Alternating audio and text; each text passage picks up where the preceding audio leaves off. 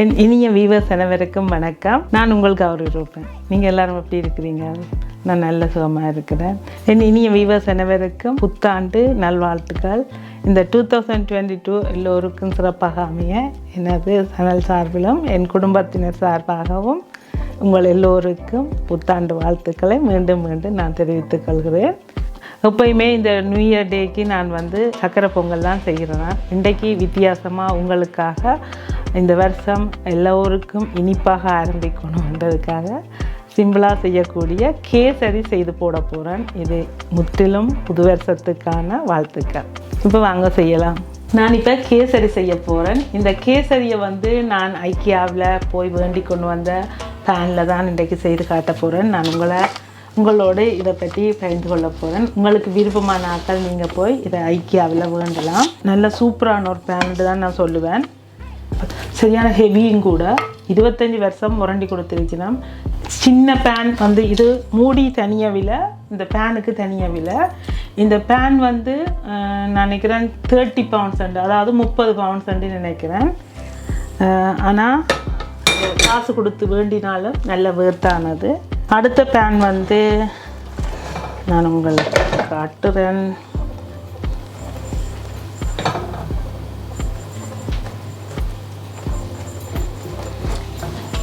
இது கீறுபடாமல் இருக்கிறதுக்கு தான் இந்த பேக்கில் போட்டு வச்சிருக்கணும்.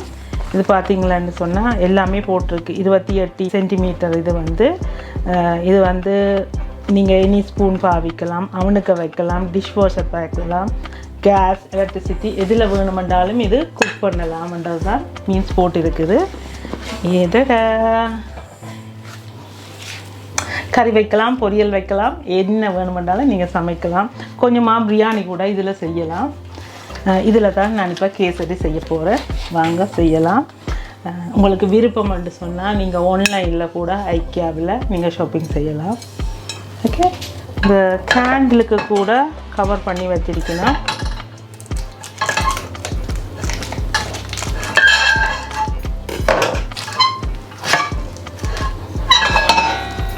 இது பார்த்தீங்களா, இதுக்கு அளவான மூடி, இதுக்கு கூட வடிவாக கவர் பண்ணி தான் வச்சுருக்கேன்.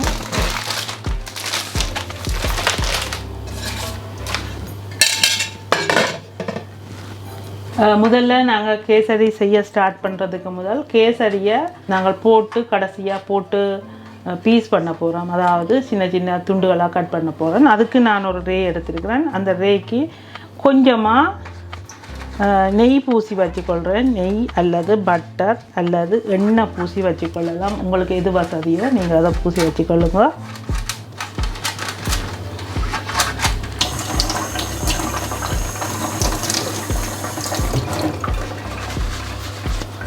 இது அல்டியில் வேண்டினா தேங்காய் பால் டின். இது குளிருக்கு நல்லா உறைஞ்சி போயிருக்கும். இது நல்லா நீங்கள் குளிக்கு போட்டு இல்லைன்னா ஒரு நல்லா சுடுதண்ணியில் போட்டு எடுத்தீங்களான்னு சொன்னால் இலகிடும். ஈஸியாக இருக்குன்னு நீங்கள் ஓப்பன் பண்ணுறதுக்கு.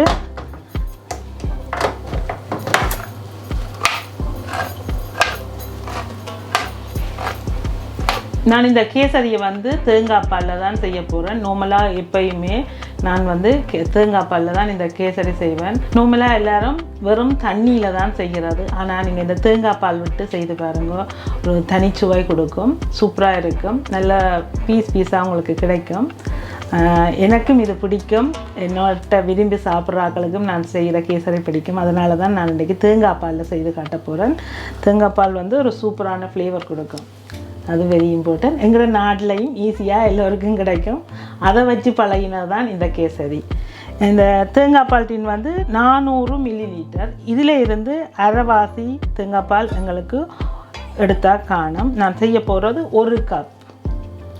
இதுக்கு அரைவாசி எடுக்கிறேன். இது பார்த்திங்களா சரியான திக்காக இருக்குது. கரண்டியால் தான் அள்ளி எடுக்கணும். பார்த்திங்களா தெரியுது. இது குளிர்காலம், அதனாலேயும் இது உறைஞ்சிருக்கும். இந்த டின்னிலேருந்து அரைவாசி பாலை நான் எடுத்திருக்கிறேன். இந்த தேங்காய் பால் பார்த்திங்கன்னா நல்ல திக்காக இருக்குது. நார்மலாக நீங்கள் திருவி புளிகிற தேங்காய் பாலாக இருந்தால் தண்ணியாக இருக்கும். இது திக்காக இருக்கிறபடியாக நான் இந்த கப்பிலேருந்து அரை கப் தண்ணி எடுத்து இந்த தேங்காய் பாலை கொதிக்க வைக்க போகிறேன். நல்லா ஒரு 2-3 நிமிஷம் நல்லா கொதிக்க வைக்கிறேன். ஏன்னா தேங்காய் பால் பொங்கிடும், பொங்க விடாமல் நீங்கள் பார்த்துக்கொள்ளணும். நீங்கள் திருவி பிழிஞ்ச பாலாக இருந்தாலும் சரி, டின்னில் இருந்து எடுத்த பாலாக இருந்தாலும் சரி, நீங்கள் இப்படி கொதிக்க வச்சு தான் இந்த தேங்காய் பாலை யூஸ் பண்ணணும். நல்லா கொதி வந்துட்டுது. ஓகே, இன்னைக்கு நிப்பாட்டலாம். அடுத்ததாக நான் ஒரு பேன் எடுத்துருக்கிறேன். அந்த பேனில் 2 கரண்டி நெய் விடுறேன். 2 கரண்டி நெய் விட்டு ஒரு 50லேருந்து 75 கிராம் வரையும் எடுக்கலாம். அன்னளவாக எடுத்துருக்கிறேன். ஒரு கையளவு காஜு எடுத்துருக்கிறேன். காஜுவை இந்த நெய்யில் வறுக்கிறேன். நல்லா நெருப்பை குறைச்சி விட்டு வறுக்கணும், இல்லைன்னு சொன்னால் குயிக்காக கருகி போயிடும். இந்த காஜுவோடு சேர்த்து ஒரு 50லேருந்து 75 கிராம் வரையிலான முந்திரிய வத்தல் அதுவும் எடுத்துருக்கிறேன். நல்லா அடுப்பை இடிக்காமல் நல்ல ஸ்லோவாக இந்த முந்திரிய வத்தலையும் காஜுவையும் வறுக்கலாம். கருகி போடாமல் பார்த்துக்கொள்ளணும். இது சரியான பதத்தில் இருக்குது. இப்போ நாங்கள் இதை நிப்பாட்டி அங்காலே அப்படியே எடுத்து வச்சு கொள்ளுவோம். இல்லைன்னு சொன்னால் நீங்கள் வடித்து இன்னொரு பாத்திரத்தில் கூட மாற்றி வச்சு கொள்ளலாம். இந்த கேசரிக்கு தேவையான கேசரி கலர் எடுத்துருக்கிறேன். அதை முதல்ல கொஞ்சம் தண்ணி விட்டு கரைக்கலாம்.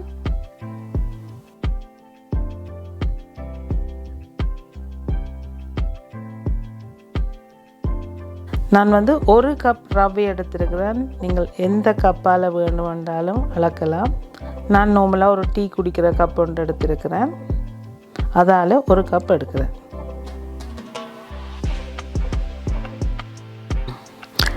நல்லா நெருப்பை குறைச்சி விட்டு கருக விடாமல் வறுக்கணும். நீங்கள் வறுத்த ரவை இருந்தாலும் பாவிக்கலாம், வறுக்காத ரவையாக இருந்தாலும் இந்த கேசரிக்கு நீங்கள் எடுக்கலாம். இப்போ நான் 2 டேபிள் ஸ்பூன் நெய் விடுறேன். இந்த ரவையை வறுக்கிறதுக்கு 2 டேபிள் ஸ்பூன் நெய் விட்டு மெல்லிய இளஞ்சூட்டில் வறுக்கிறேன். இதை ஒரு 4-5 நிமிஷம் மெல்லிய இளஞ்சூட்டில் வறுக்கணும். இது பார்த்திங்களா நெய் விட்ட உடனே கட்டியாக இருக்குது. பிறகு வறுக்க அது நல்லா உதிர்ந்து தனித்தனியாக ரவை வரும். அப்போ அந்த நேரம் ஒரு ரவை வறுக்கிற வாசமும் வரும். அப்போ உங்களுக்கு தெரியும் வறுபட்டுட்டு தான். இல்லைன்னு சொன்னால் நீங்கள் தொட்டு கூட பார்க்கலாம், நல்லா சூடாக இருக்கும்.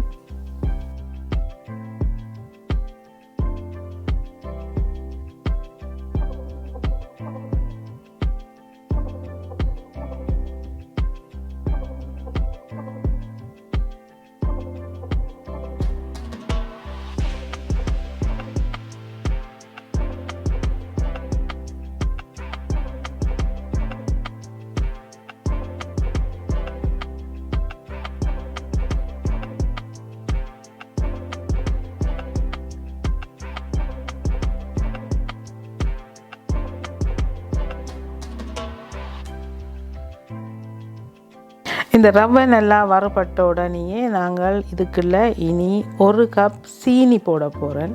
சீனி சேம் ரவை அளந்த கப்பாலேயே 1 கப் சீனி எடுத்துருக்கிறேன். உங்களுக்கு இனிப்பு பார்த்து நீங்கள் போடலாம். ஆனால் 1 கப்புக்கு 1 கப்பு தான் சரியான அளவு. இனி நான் தேங்காய் பாலையும் சேர்க்கிறேன்.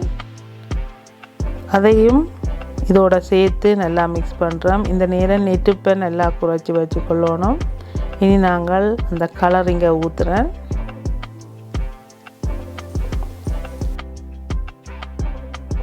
ரவை போட்ட அதே கப்பாலேயே 2 கப் கொதி தண்ணி விடுறேன். நல்லா கொதித்த கொதி தண்ணி 2 கப் விடுறேன்.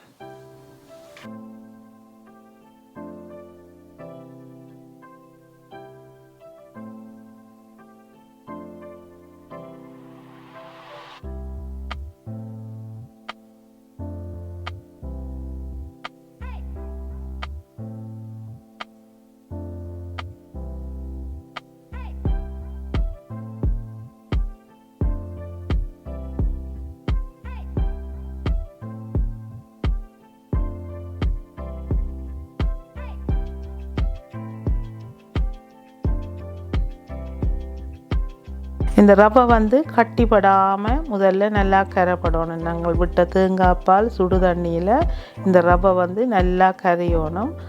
அதுக்கு பிறகு தான் நீங்கள் நெருப்பை நல்லா கூட்டி விட்டு கிண்ட தொடங்கணும். முதல்ல நெருப்பை குறைச்சி வச்சுருக்கணும்.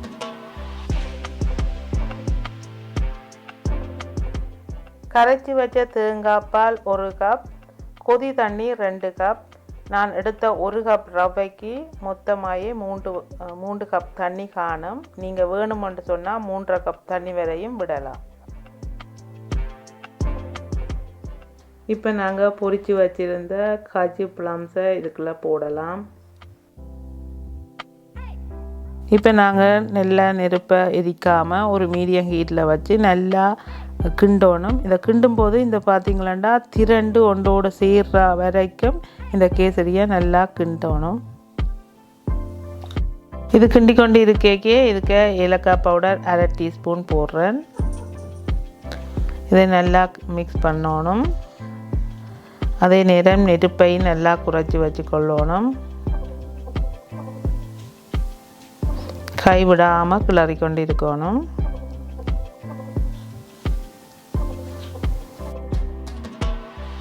இதுக்கு பிறகு 2 டேபிள் ஸ்பூன் நெய் விடுறேன். மொத்தமாக பார்த்தீங்கன்னு சொன்னால் 6 டேபிள் ஸ்பூன் நெய் விட்டுருக்கிறேன். இதுவே இந்த நாங்கள் போட்ட 1 கப் ரவைக்கு போதுமான அளவு நெய். நெய் இல்லைன்னு சொன்னால் நீங்கள் பட்டர் கூட பாவிக்கலாம்.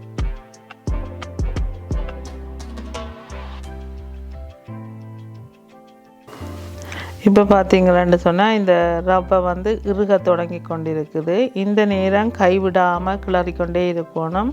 அதே நேரம் நெருப்பை கொஞ்சம் கூட்டி வச்சுக்கொள்ளணும். ஆக கையும் போக்காது, ஆக லோவிலையும் விடாமல் மீடியமாக வச்சுக்கொண்டு இதை கிண்டிக்கொண்டே இருக்கணும். இது பார்த்திங்களா ஃபுல்லாக திரண்டு அப்படியே வரும்.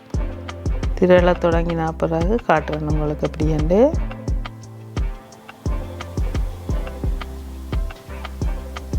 அப்போ தான் இந்த ரவையும் வந்து நல்லா அவிஞ்சிருக்கும். இல்லைன்னு சொன்னால் நீங்கள் குயிக்காக கிண்டி இறக்கினீங்கன்னு சொன்னால் இதை வெளியில் வச்ச உடனேயும் ஒரு நாள்லேயே இந்த கேசரி கெட்டு போயிடும். இது ஒரு நாள் முழுவதும் வெளியில் வச்சா கூட கேசரி கெட்டு போகாமல் அப்படியே இருக்கும்.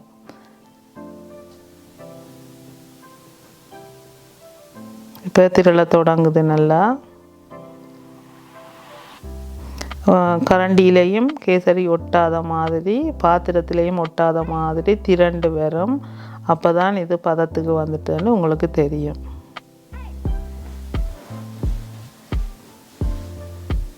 இப்போ திரள தொடங்கிட்டுது. இப்போ இறக்குற பதம் வருது.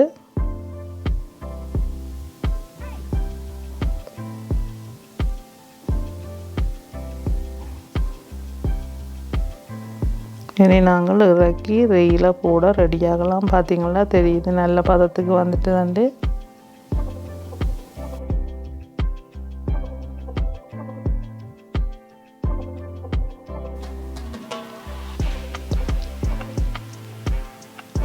சூப்பர்.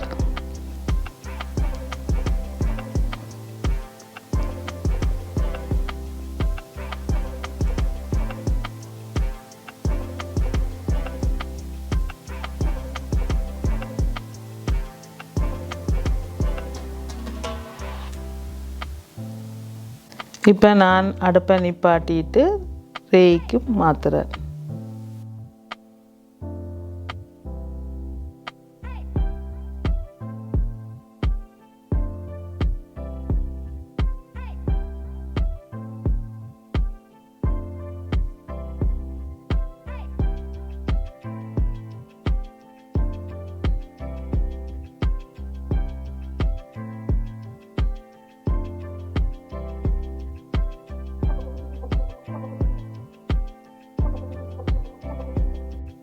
இதை நான் வந்து இந்த ரெயில் போட்டு நல்லா லெவல் பண்ணுறேன். லெவல் பண்ணிவிட்டு இந்த கேசரி நல்லா ஆறணும்.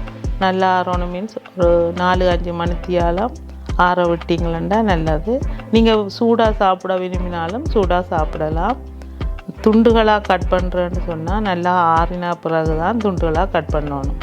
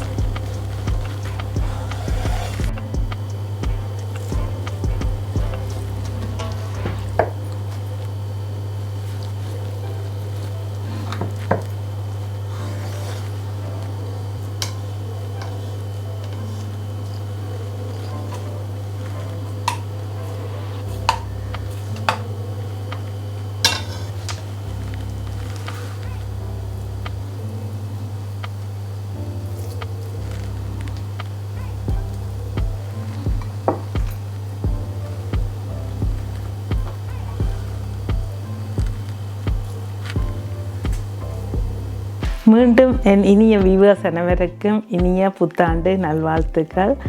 இன்றைக்கு அருமையான ஒரு ஸ்வீட் ஒன்று உங்களுக்கு செய்து காட்டியிருக்கிறேன். எல்லோரும் ஈஸியாக செய்யக்கூடிய கேசரி. இதை யார் வேணுமென்றாலும் ஈஸியாக நீங்கள் செய்யலாம். உங்களோட வீட்டுக்கு விருந்தினர் யாரும் வந்தால் கூட ஒரு அரை மணி நேரத்தில் இதை செய்து நீங்கள் அவங்களுக்கு கொடுக்கலாம். ஒரு பிறந்தநாள் வைபகம், உங்களோட வீட்டு என்ன விசேஷமாக இருந்தாலும் நீங்கள் இதை செய்யலாம். இந்த வீடியோ பார்த்து லைக் பண்ணி ஷேர் பண்ணி சப்ஸ்கிரைப் செய்த எல்லோருக்கும் மீண்டும் மீண்டும் மீண்டும் நன்றிகள்.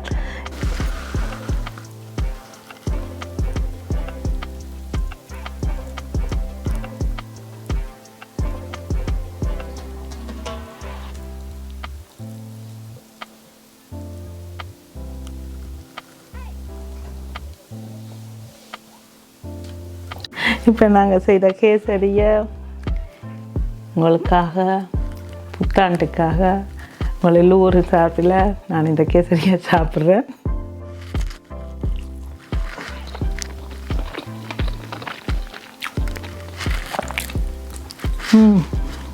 அருமையாக வந்திருக்குது. அளவான இனிப்பு. உங்களுக்கு இனிப்பு இன்னும் வேணுமென்னு சொன்னால் நீங்கள் போட்டுக்கொள்ளலாம். நான் ஒரு கப்புக்கு 1 கப் தான் சீனி எடுத்திருக்கிறேன்.